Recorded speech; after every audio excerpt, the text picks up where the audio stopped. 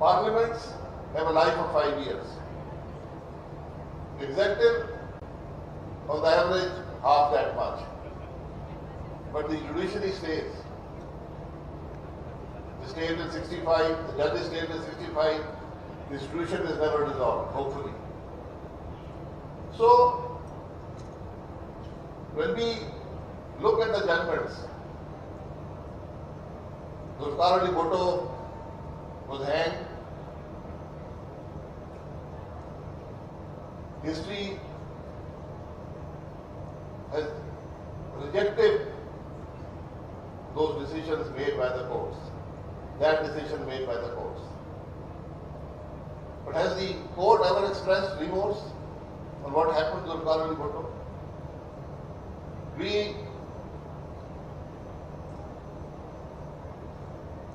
Dr. Malik was here, Dr. Malik is sitting here. We were part of a very extensive arbitration process on a major issue in Pakistan, which came only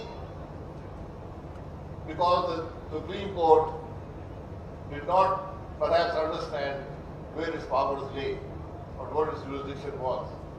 And as a result, Pakistan had to pay a price of $6 million. Has there ever been remorse about that judgment? We have the executive, and perhaps now the parliament has found a solution to that issue. But it will be an issue that will be very divisive in the future, which will affect greatly the economy of this country.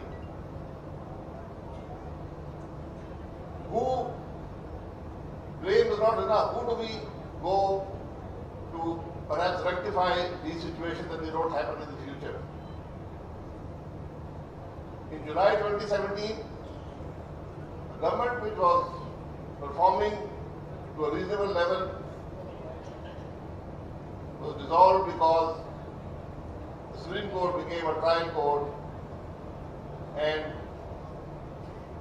decided to de-seat the Prime Minister because he had not taken money that came from a director's fees and which the Supreme Court in its wisdom declared an asset.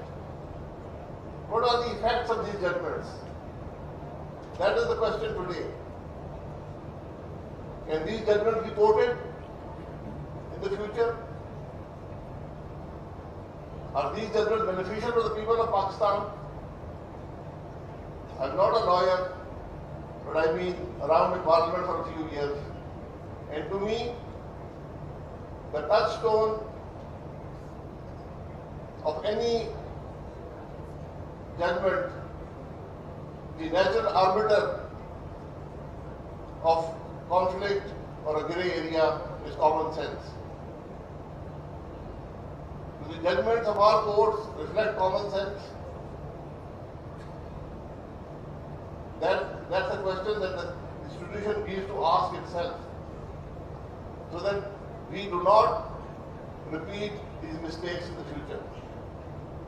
Today, the highest court in the country is considering the amendments to the NAB ordinance.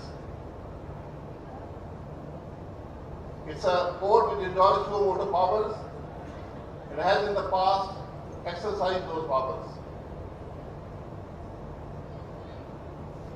The NAB ordinance has a history to it. It has a 23-year-old history of what and how and when that ordinance was used. Is the Supreme Court unaware of that? What is the effect of the NAB on the people of Pakistan, or the country of Pakistan? Is the Supreme Court unaware of that? There's a very simple solution to this whole issue.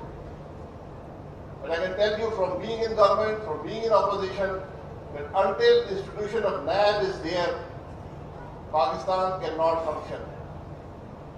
Because the executive is paralyzed. one of the organs of state is paralyzed. The other organ, the parliament, is unable to take the correct decision to repeal the Naya ordinance. It knows the effects, but it's also aware of the effects of that repeal on its own reputation or the reputation of the parties in power. So now today, I expect the Supreme Court to not look at the wording of what the amendment is, but to look at what NAB has done to this country, to the thousands of billions of money, of resources that we have lost. Lost due to decisions not taken because of fear of NAB. We have to look at the tens of thousands of lives that have been destroyed. Is the Supreme Court unaware of these issues? It has a simple solution to it. It should repeal NAB. There are other statutes in place which provide accountability, if we want to do accountability. We are a people that are deceiving ourselves. Do we want accountability? Accountability is one simple principle.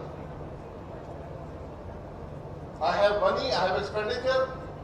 Where did that money come from? Can I justify my lifestyle? Have I paid taxes on the money I've spent? One simple principle.